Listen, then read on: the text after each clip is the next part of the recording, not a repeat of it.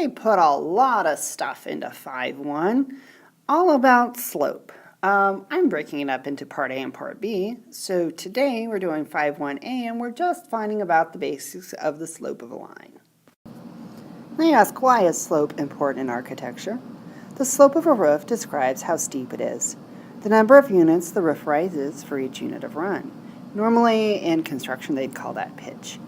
In the photo, the roof rises 8 feet for each 12 feet of run. So the slope is rise over run, or in this case 8 over 12, which reduces to 2/3. The slope of a line is the number determined by any 2 points on the line.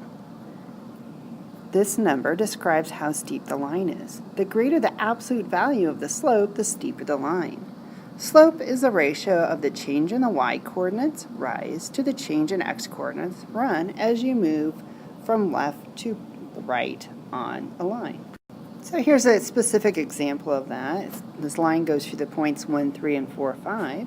So the change in y over change in x, it's going up 2 over 3 on the graph, or we could do it algebraically. 5 minus 3 is 2 units, and 4 minus 1 is 3 units.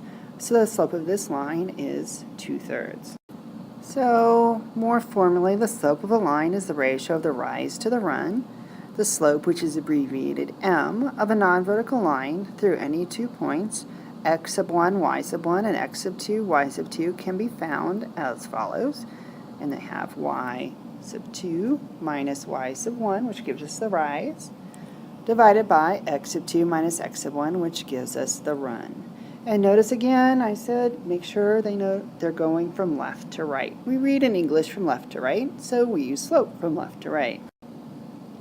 So here we go. Find the slope of the line that passes through the points -3, 2 and 5, 5. I'm going to let the first one be my x sub 1, y sub 1, and the second point be my x sub 2, y sub 2. And that's probably a good idea for you to go ahead and label them so you can plug into the formula. So y sub 2 is 5 minus y sub 1 is 2 over x sub 2 is also 5 and x sub 1 is -3. I'm going to be lazy, minus -3. I'm going to write plus 3.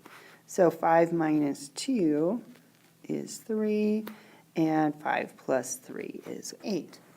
But wait, nowhere did it say that they had to be in that order. So what if instead we let the first point be the sub 2 subscripts and the second point be the sub 1 subscripts? Well, I'm going to plug back in, so now I'm going to have 2 minus 5 over y sub 2 is now, x sub 2 is now -3 minus 5, so I get -3 over -8, and we know negative divided by negative is a positive. Okay, you do not have to do problems 2 ways, but I did this once so you can see it doesn't matter which is your sub 1s and which one's your sub 2s, we get the same answer both ways. Find the slope of the line that passes through -3, -4, and -2, -8. So I'm going to plug into the formula, and just like I wrote down the formula, I want you guys to write down the formula every time you do these so you learn the formula. And then it makes it easy to plug into. So y sub 2 is -8 minus -4, change that to plus 4, over -2 minus -3, it's plus 3. So I end up with -4 over 1, which would be the same as -4. So the difference in this line, the first one was positive, so it was moving up from left to right. This line, if we graphed, would be moving down from left to right. Find the slope of the line passing through the points, -3, 4, and 4, 4.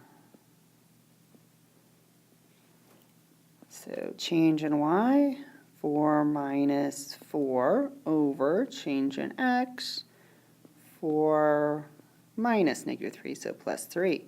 Well, 0 divided by anything we know is 0. So that is the slope of our flat roof. If we graphed it, I'm just going to make a quick sketch.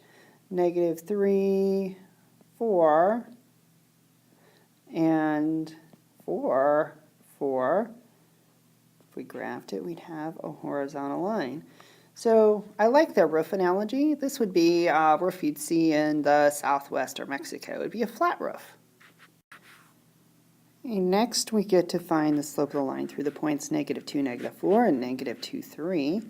So our change in y, we've got 3 minus negative 4 is plus 4 over negative 2 minus negative 2 is plus 2. 7 divided by 0. Oh, but wait, I can't take 7 things and divide them into no groups. So that is undefined. And they write the word out, undefined. Now, if we looked at a picture of this real quick, we'd have negative 2, negative 1, 2, 3, 4, and negative 2, 3. So this graph would make a vertical line. Okay, again, using the roof analogy, what's the slope of that line? Well, for a roof, that's not a roof at all. That's a wall. So it wouldn't shed very water at all. A flat roof will. Vertical line is not a roof at all. It is an undefined slope.